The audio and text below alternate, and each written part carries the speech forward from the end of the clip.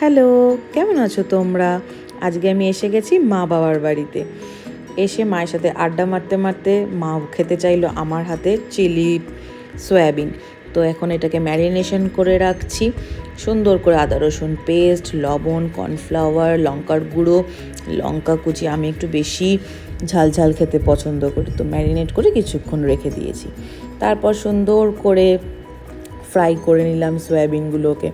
এখানে বড় সয়াবিনও বাবা কিছুটা এনেছিল, আর কিছুটা ছোট ছোট সয়াবিনও ছিল। দেখো, দুটো মিশিয়েই সুন্দর করে পকোড়া ভেজে রেখে দিয়েছি।